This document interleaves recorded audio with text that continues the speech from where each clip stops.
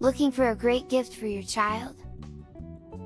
These personalized and interactive books from the Kids Book Company are ideal.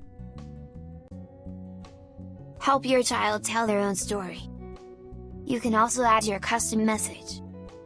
Check out the website at the link in the description below. You can also get 15% off when you use the coupon code in the description.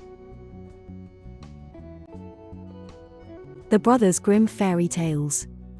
The Golden Bird.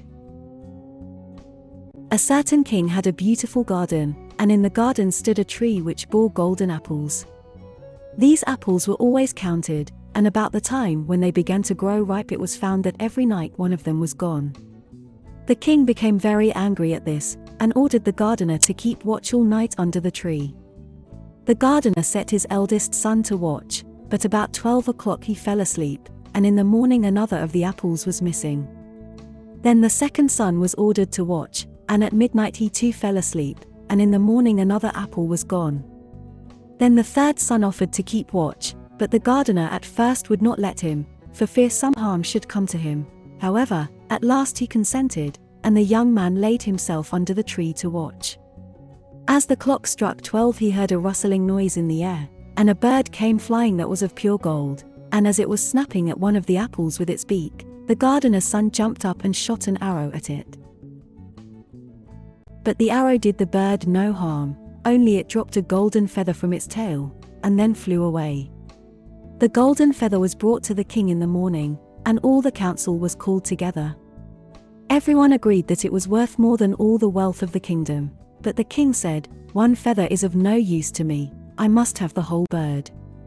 Then the gardener's eldest son set out and thought to find the golden bird very easily, and when he had gone but a little way, he came to a wood, and by the side of the wood he saw a fox sitting, so he took his bow and made ready to shoot at it.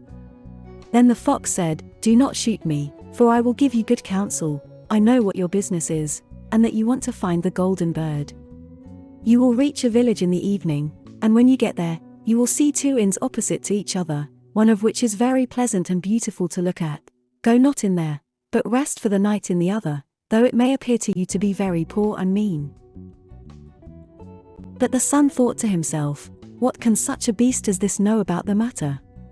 So he shot his arrow at the fox, but he missed it, and it set up its tail above its back and ran into the wood. Then he went his way, and in the evening came to the village where the two inns were, and in one of these were people singing, and dancing, and feasting, but the other looked very dirty, and poor. "I should be very silly," said he, "if I went to that shabby house, and left this charming place." So he went into the smart house, and ate and drank at his ease, and forgot the bird, and his country too.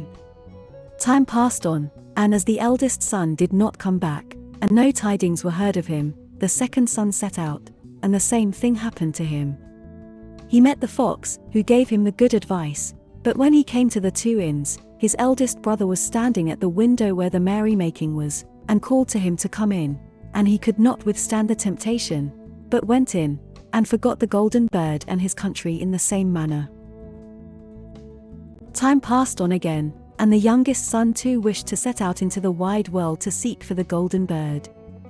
But his father would not listen to it for a long while, for he was very fond of his son, and was afraid that some ill luck might happen to him also, and prevent his coming back. However, at last it was agreed he should go, for he would not rest at home, and as he came to the wood, he met the fox, and heard the same good counsel. But he was thankful to the fox, and did not attempt his life as his brothers had done, so the fox said, "Sit upon my tail, and you will travel faster." So he sat down, and the fox began to run, and away they went over stock and stone so quick that their hair whistled in the wind. When they came to the village, the son followed the fox's counsel, and without looking about him went to the shabby inn and rested there all night at his ease. In the morning came the fox again and met him as he was beginning his journey, and said, "Go straight forward, till you come to a castle, before which lie a whole troop of soldiers fast asleep and snoring. Take no notice of them, but go into the castle and pass on and until you come to a room, where the golden bird sits in a wooden cage. Close by it stands a beautiful golden cage, but do not try to take the bird out of the shabby cage and put it into the handsome one, otherwise you will repent it. Then the fox stretched out his tail again, and the young man sat himself down, and away they went over stock and stone till their hair whistled in the wind. Before the castle gate all was as the fox had said, so the son went in and found the chamber where the golden bird hung in a wooden cage, and below stood the golden cage, and the 3 golden apples that had been lost were lying close by it. Then thought he to himself, it will be a very droll thing to bring away such a fine bird in this shabby cage, so he opened the door and took hold of it and put it into the golden cage. But the bird set up such a loud scream that all the soldiers awoke, and they took him prisoner and carried him before the king. The next morning the court sat to judge him, and when all was heard, it sentenced him to die, unless he should bring the king the golden horse which could run as swiftly as the wind, and if he did this, he was to have the golden bird given him for his own.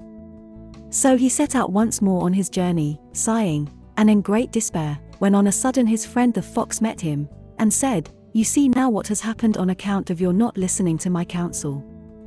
I will still, however, tell you how to find the golden horse, if you will do as I bid you. You must go straight on till you come to the castle where the horse stands in his stall. By his side will lie the groom fast asleep and snoring.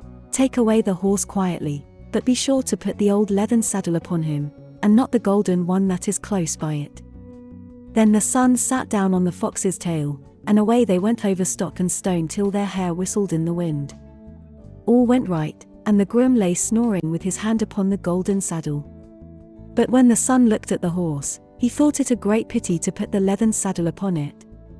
"I will give him the good one," said he, "I am sure he deserves it."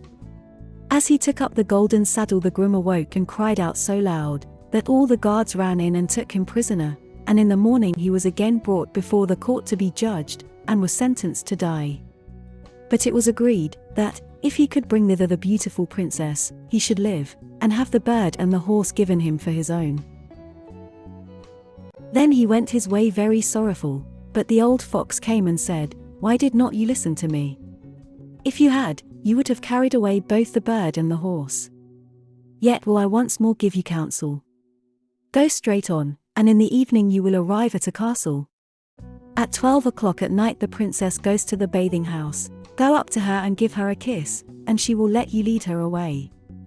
But take care you do not suffer her to go and take leave of her father and mother."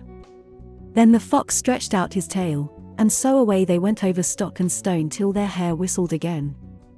As they came to the castle, all was as the fox had said, and at 12 o'clock the young man met the princess going to the bath and gave her the kiss, and she agreed to run away with him, but begged with many tears that he would let her take leave of her father.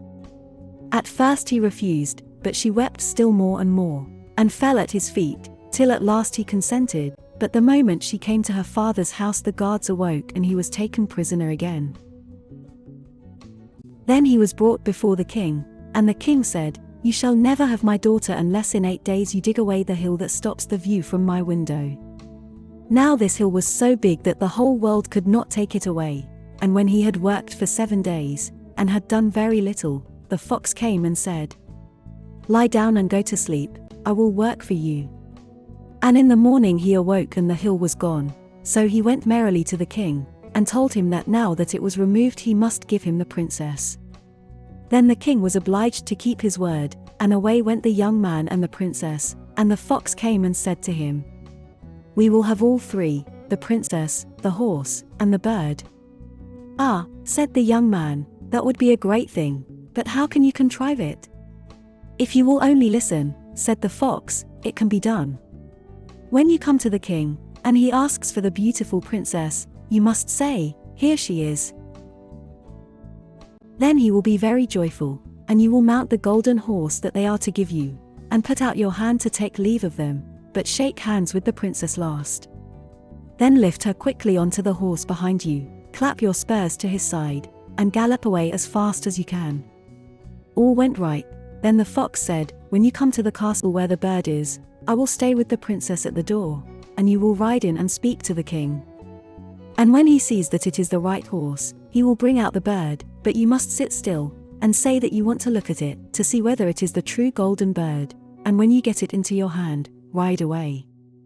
This, too, happened as the fox said. They carried off the bird, the princess mounted again, and they rode on to a great wood.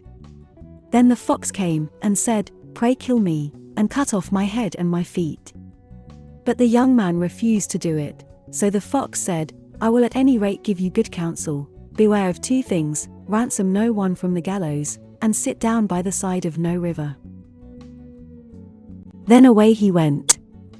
Well, thought the young man, it is no hard matter to keep that advice. He rode on with the princess, till at last he came to the village where he had left his two brothers. And there he heard a great noise and uproar, and when he asked what was the matter, the people said, "Two men are going to be hanged." As he came nearer, he saw that the two men were his brothers, who had turned robbers, so he said, "Cannot they in any way be saved?" But the people said no, unless he would bestow all his money upon the rascals and buy their liberty. Then he did not stay to think about the matter, but paid what was asked, and his brothers were given up, and went on with him towards their home. And as they came to the wood where the fox first met them, it was so cool and pleasant that the two brothers said, "Let us sit down by the side of the river, and rest a while, to eat and drink." So he said, "Yes," and forgot the fox's counsel, and sat down on the side of the river, and while he suspected nothing, they came behind, and threw him down the bank, and took the princess, the horse, and the bird, and went home to the king their master, and said, "All this have we won by our labor." Then there was great rejoicing made, but the horse would not eat, the bird would not sing, and the princess wept. The youngest son fell to the bottom of the river's bed. Luckily it was nearly dry, but his bones were almost broken, and the bank was so steep that he could find no way to get out. Then the old fox came once more, and scolded him for not following his advice, otherwise no evil would have befallen him. "Yet," said he, "I cannot leave you here, so lay hold of my tail and hold fast." Then he pulled him out of the river, and said to him, as he got upon the bank, "Your brothers have set watch to kill you, if they find you in the kingdom." So he dressed himself as a poor man, and came secretly to the king's court, and was scarcely within the doors when the horse began to eat, and the bird to sing, and the princess left off weeping. Then he went to the king, and told him all his brother's roguery, and they were seized and punished, and he had the princess given to him again, and after the king's death he was heir to his kingdom. A long while after, he went to walk one day in the wood, and the old fox met him, and besought him with tears in his eyes to kill him, and cut off his head and feet. And at last he did so, and in a moment the fox was changed into a man, and turned out to be the brother of the princess, who had been lost a great many years. Thanks for viewing. Remember to like our video and to subscribe to this channel to get future videos.